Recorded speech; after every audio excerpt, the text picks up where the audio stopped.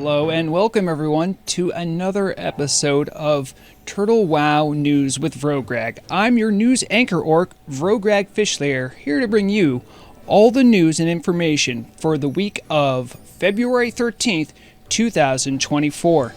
We have a lot of news to cover this week, so we're going to jump right into it. I'm doing something a little bit different this week with no machinima. I'm hoping to add it later, so if you're watching this live, thank you. I won't be able to look at chat until much later, but with all that being said, let's get right to it. I'm the Orc, and here's the news. Top story this week, no doubt about it, was the revelation of the development roadmap. Naxx and the team for PR put together this fine image that you can see in front of you right here.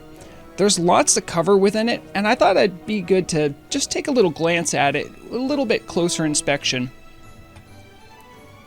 So right off the bat, you can see that everything's sort of split into groupings of what they're going to be releasing. Right off the bat, of course, too, you see right here, the Tower of Karazhan is going to be the next thing that's going to be released. That's not really news, but we do see that, again, they're confirming the new primary profession is going to be coming out with that. The class changes as well, new character customization, which I did have confirmed isn't strictly just going to be donation shop items, and the much desired alternative tier sets for certain specializations will be out as well. Of course, looking further down the road on the timeline, the Vanilla Dungeons update. They're saying there's going to be new bosses and areas available. There hasn't been a lot revealed about this yet, but I'm very interested to see. There's also a big chunk of content and goals that are going to be, I kind of grouped them together here. PvP and economy updates, we've seen some of those, there's going to be more, I imagine. The faction leader loot should be added, so we understand that this is going to be happening after Karazhan, right? The survival skill overhaul is going to be coming as well. And the little PvP project for these towers that are going to be put all over the world are also going to be part of this this release. Interestingly enough, the toy collection tab was another addition that I hadn't really heard much of. I heard some people say that things like your mailbox, if you have that from the donation shop, could be put somewhere like there. So that's interesting. And finally, on this chunk, you also see reduced add-on dependency, which is another really interesting thing that they're going to be doing. I don't really know what the rollout of that's going to be or what it's going to affect, but stay tuned for more. Moving on forward, and I would assume that this means aiming towards 2025, we can see that this is when the team wants to have the Grim Batol 40-man Tier 4 content out. There's going to be new zones, including Grim Reaches, Baylor, Northwatch Ridge, and they say more, and of course more dungeons as well.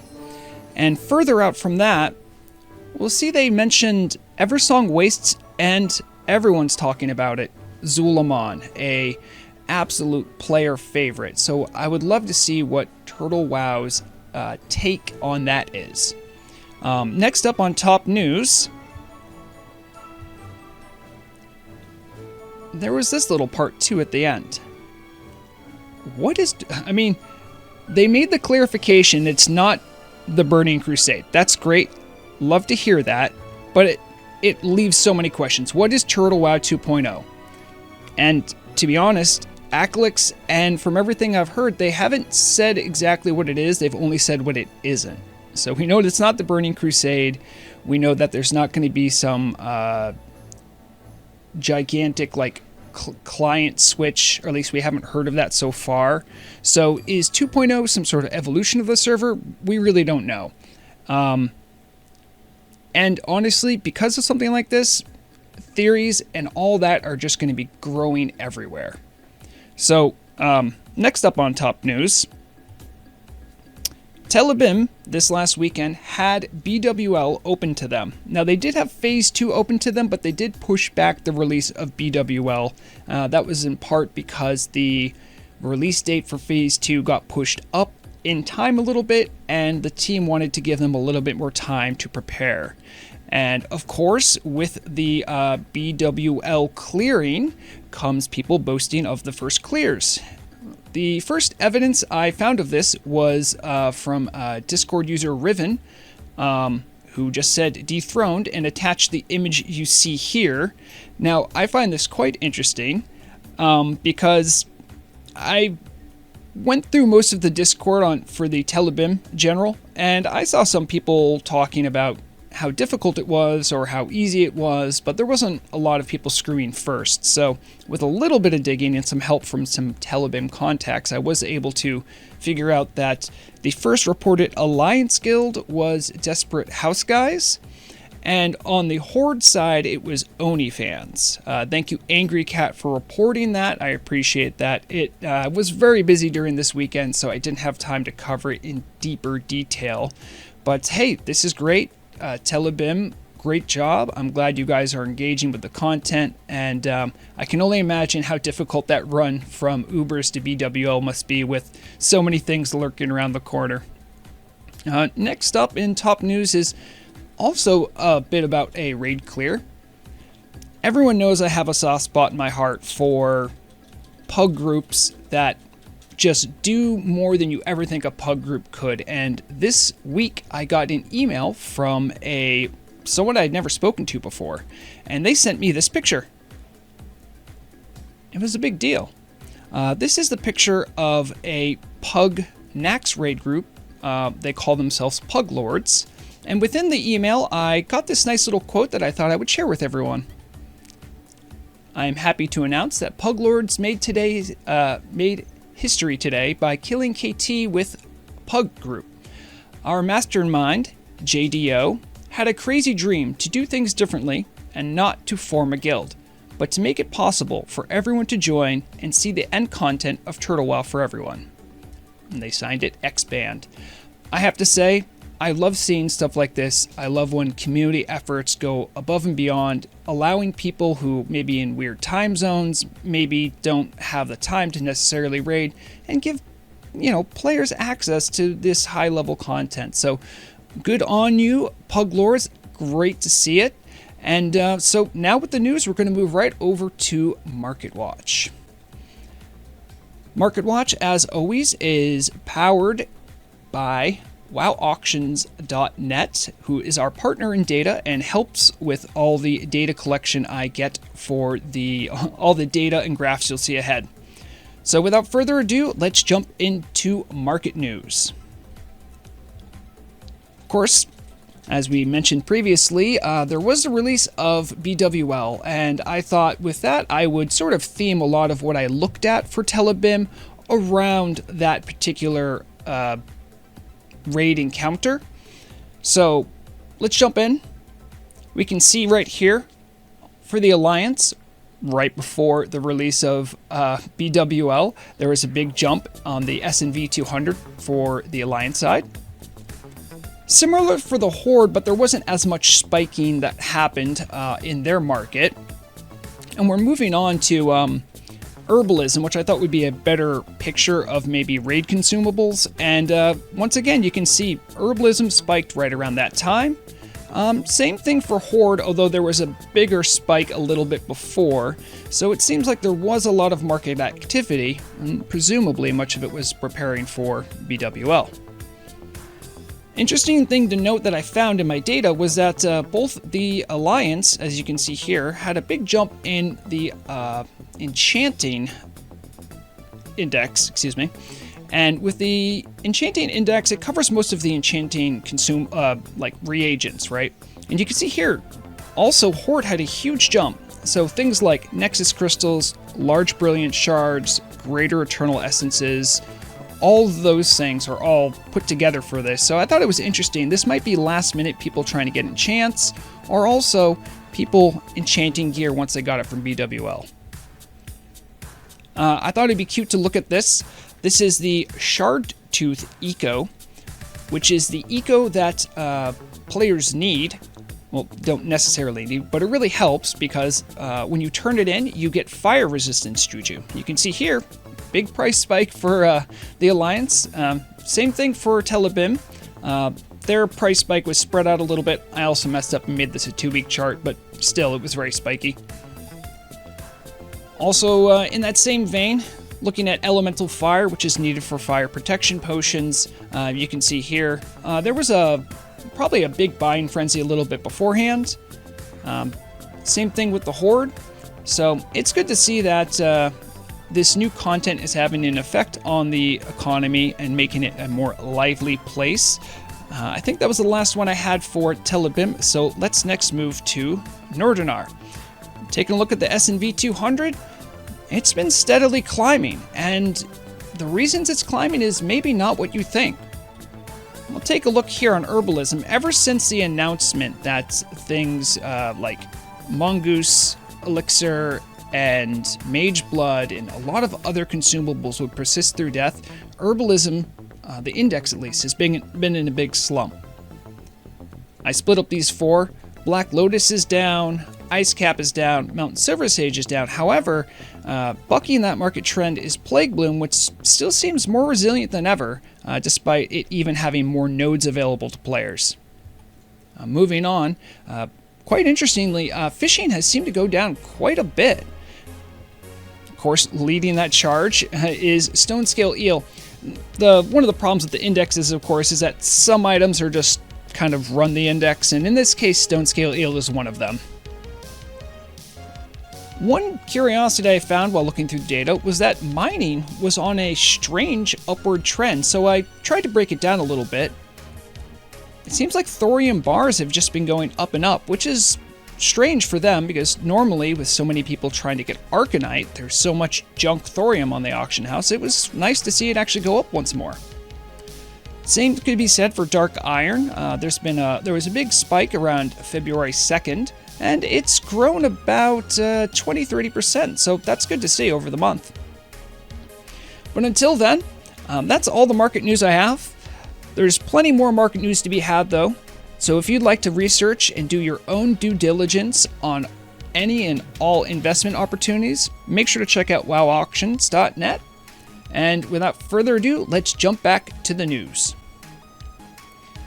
So of course, right after the Market Watch, we have the Changelog Roundup. I decided to use the nice graphics that the team has been making for these to sort of act as a launching off point, because usually the points they bring up here are the most important ones, but we will go in a little deeper onto some things that aren't covered on these graphics, as well as maybe getting into the weeds a little bit more.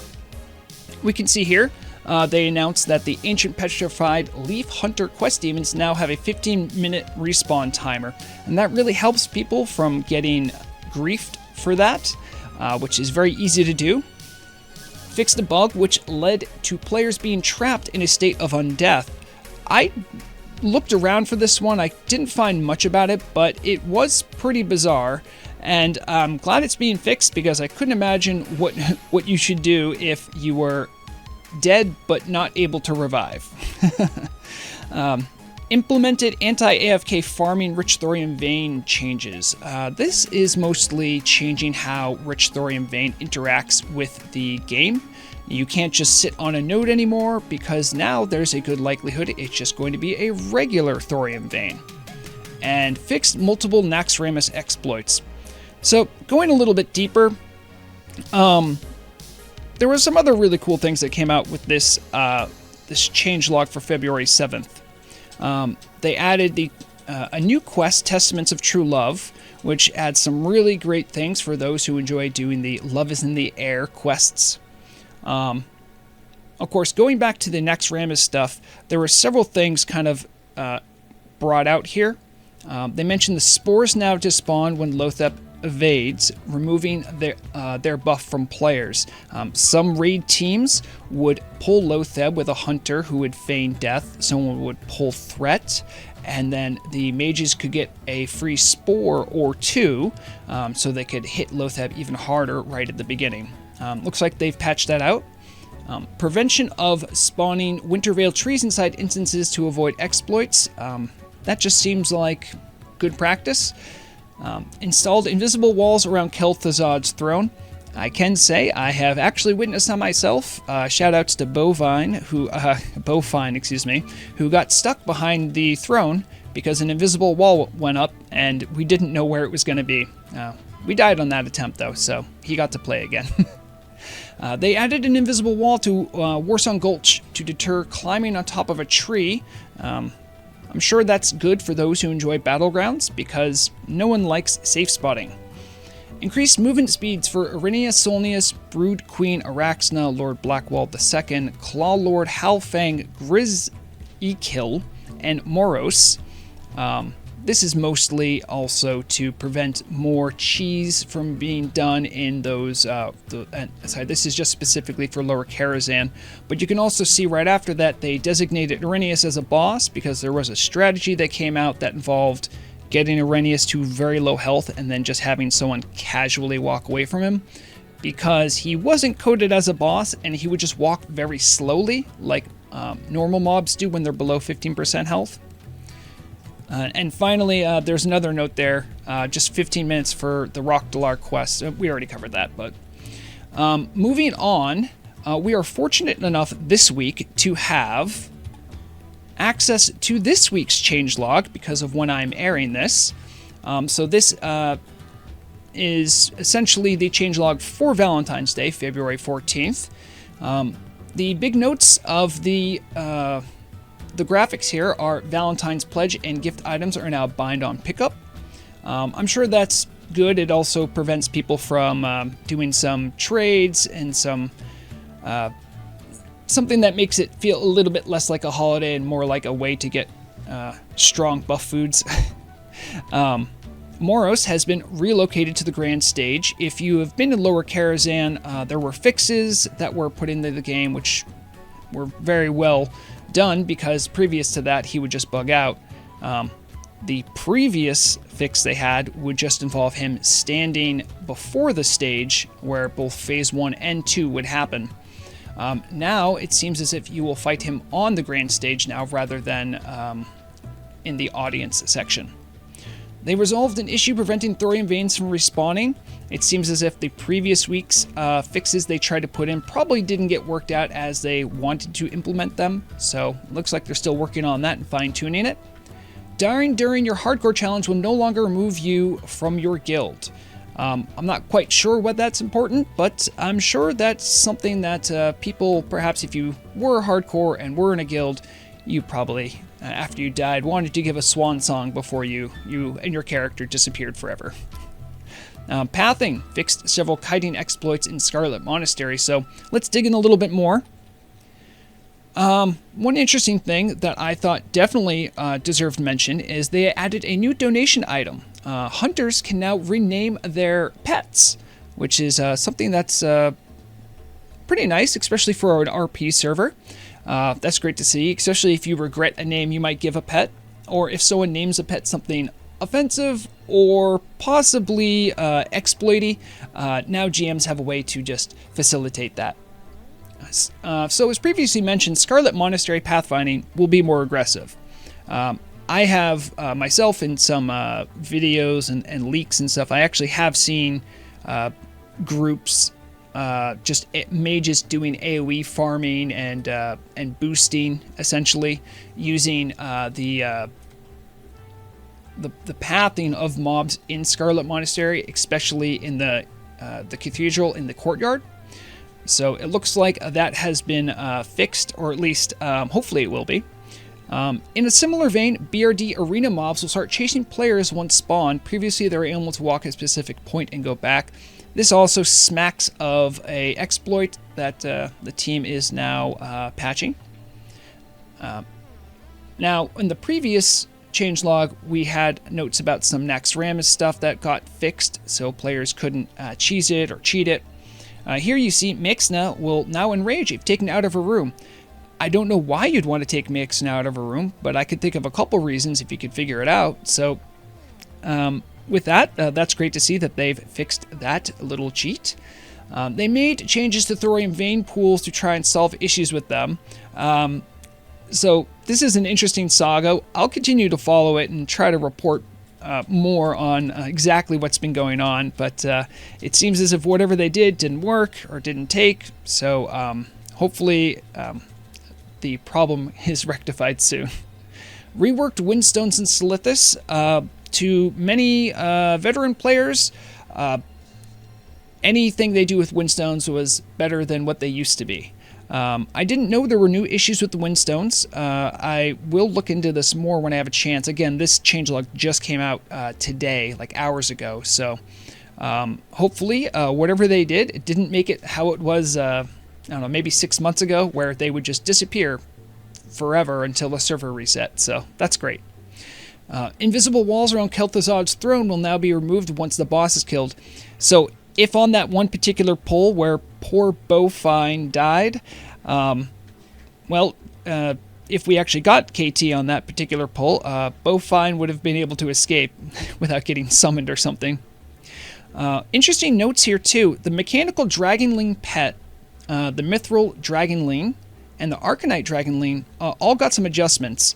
The first one for the mechanical Dragonling, going from 3.1k health to 400 health, that's probably good, because whoever spawned those, probably they should be at 400 health. That thing probably absolutely smacked people around.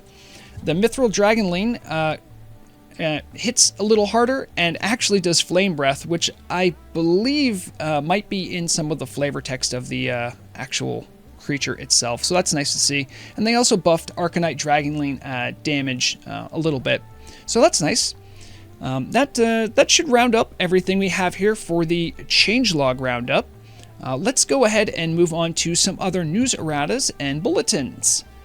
First up, of course, would like to remind everyone that you have just a couple days left until the 50% off sale is done for the Turtle Wow donation shop. Remember, there's a couple items that are exclusive, so I mean, if you did want to get them, now is the time to get them, because after then, they're going to be back to full price. Also, along with Love is in the Air, I did do a little bit of a showcase on some of the things you could get from the donation shop. This, however, is things you can get, I believe, if I'm correct about this, from the new quest that was put out. And I also believe these were designed by by Serendipity. So they look absolutely lovely. That's great to see. Anytime new quests are added to holidays, that's a welcome thing. So make sure to check it out. You know, maybe you've been on the server for a while and you think you did all the quests. Well, now you have an opportunity to get 15 fashion coins, some great Valentine's Day themed outfits, and a lovely rose.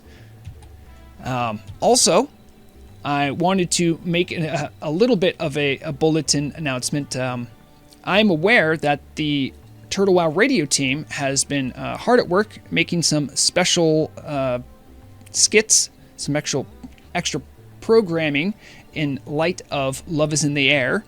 And so I wanted to make sure everyone knew that, keep your ear on the radio. You might get to hear this. I'm not sure when they're going to be releasing it, but I also wanted to slightly embarrass Murag and let everyone know that she voice acts an elf, if you can believe that, in this skit that's coming out. So make sure to tune in, listen. The radio team does work really hard, and they do great work. They have good voice actors, professional musicians, so definitely enjoy. I always like to remind people about that great community effort. And finally, this one is a bit more odd, I would say, but you'll see. I just have a big old image of our good old friend Hakar here. After doing a safari, it seems as if I inspired some people to think of some creative things to do with Hakar. Now, this was posited to me by a guildmate of mine. A new challenge for people who maybe want to do ZG on the hardest possible difficulty. Now, what if you did Hakar without killing a single priestess? On the screen, you'll see listed what exactly Hakar's powers get, how strong he gets, if he gets if all the priests are still alive. Attack speed by 150%. He can gouge people, which will wipe aggro. Of course, there's a stun. A lot of people do skip the spider because the stun isn't so bad. But if you don't get the snake aspect, 800 damage if poison to the raid. and the bad aspect will do an 8-second silence and big AoE damage. So maybe you're looking for a challenge, maybe you think you're up to it. From reports I've heard, no one's been able to do it so far. Definitely let me know if you've been able to do this new challenge mode for ZG. There are no prizes except for the pride you'll gain knowing you did it the hardest way possible. So okay, that's all the news we have for today. I'd like to thank you all for watching. Just as a reminder for anyone who catches the streams, that I will not be streaming this weekend. I'll be out of town at a board game weekend with my friends. And if you are watching the stream live right now, I will be celebrating Blackwing Guard's 2nd birthday right after the show. So make sure to stay tuned after the news is done. Oh, okay, there it is. Yep. Just want to say thank you to all the people. I'm just going to run credits here. But thank you to Murog, Akalix, Garthul, Riddle of Lightning, Cavi, Larazia, Puglords, the Turtle Wow Radio Team, Tank, Kalea, and all of Blackwing Guard. Happy 2nd birthday. And of course, all of you for watching. Everyone who watches these and interacts, you all make the community a better place. I really enjoy doing these, so thank you. I hope to catch you next time.